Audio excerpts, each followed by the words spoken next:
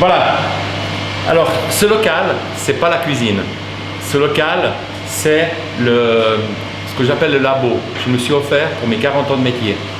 Donc, je me paye une voiture, je me suis offert un endroit pour travailler. Pourquoi?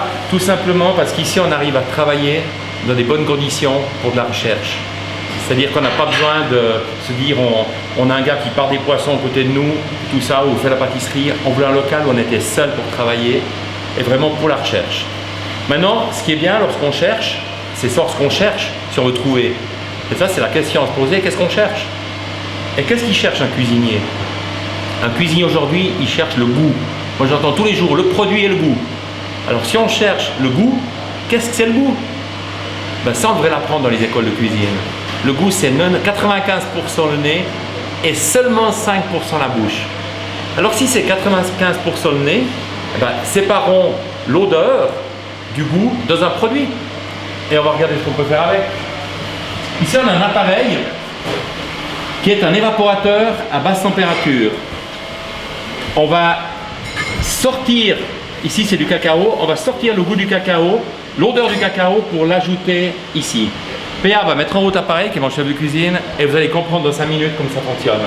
Ici, on a pris le cacao, on l'a mixé simplement avec de l'eau, donc on n'a pas du tout changé le produit. On l'a mis dans le ballon.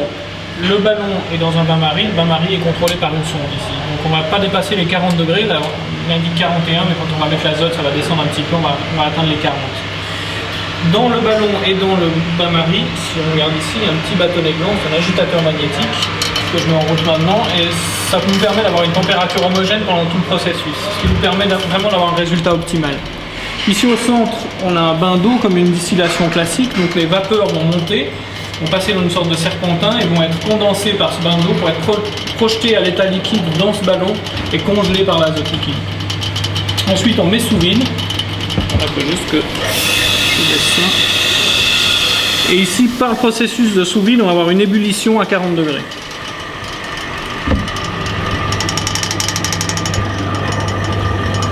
On dégaze un petit peu et ensuite on a mixé, c'est des gaz. Voilà, là on a l'ébullition maintenant. Encore un peu de gaz.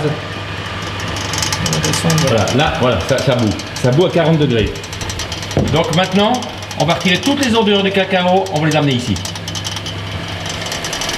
Après, on va amener ici de l'azote liquide pour éviter que les odeurs partent dans la pompe. Donc c'est comme un sens interdit ou un feu rouge qui s'installe. Hein. Les odeurs ne vont pas monter dans la pompe et ils seront obligés de descendre. Et ensuite, il va poser également le deuxième ballon de l'azote liquide pour condenser les gelées carrément, les arômes.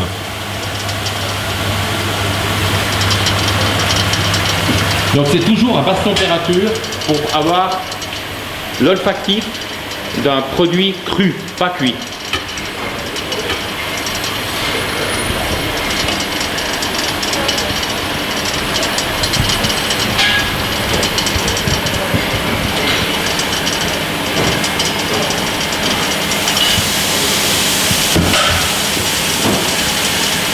En 45 minutes, on va l'envoyer. En quoi? En 5 minutes? 45 minutes. En 45 minutes. Mais de 45 minutes, tu vas déguster et tu vas t'apercevoir que c'est, comment dire, ce sera encore à moins 90. Oui, je parle en français là, moins 90. Mais à moins 90, il y a déjà les arômes qui sortent.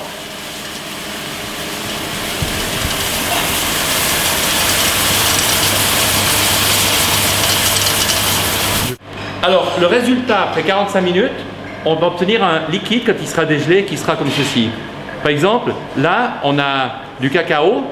Si je bois le cacao en me bouchant le nez, j'ai que de l'eau. Parce qu'il n'y a plus du tout de goût, il n'y a pas d'amertume, pas de douceur, pas d'acidité. Par contre, si je me débouche le nez en buvant, j'aurai par rétronasal l'odeur du cacao. Parce qu'on n'a que l'odeur dans ce produit. On n'a plus du tout de goût, c'est-à-dire le goût amertume, acide, umami, etc. Dans certains, il y a de l'huile essentielle, donc on va récupérer l'huile essentielle, par exemple, là on a fait l'huile essentielle de pamplemousse. Donc une goutte d'huile essentielle de pamplemousse dans une huile d'olive, on aura une huile d'olive pamplemousse. Donc on fabrique nos huiles essentielles, on fait tout maison, mais en définitive, qu'est-ce que je fais là? Je fais la cuisine. Seulement au lieu de faire des fonds de sauce classiques, je les fais avec les outils de 2011. Je ne travaille pas des outils de 1910, ce qui ne veut pas dire qu'on a pu travailler le fond de sauce classique. À l'époque, il y a des musiciens qui jouent au piano, puis d'autres au synthétiseur. Mais ils faisaient les deux de la musique. Hein. Après, on peut être pour ça. Mais à mon avis, il ne faut pas faire des bagarres de clown cuisinier. Il faut se dire, essayons de comprendre ce que fait l'autre. Ça, c'est la chose la plus importante qu'en cuisine. Comprendre ce que fait l'autre sans critiquer, essayer de comprendre. Malheureusement, c'est plus facile de critiquer que de comprendre.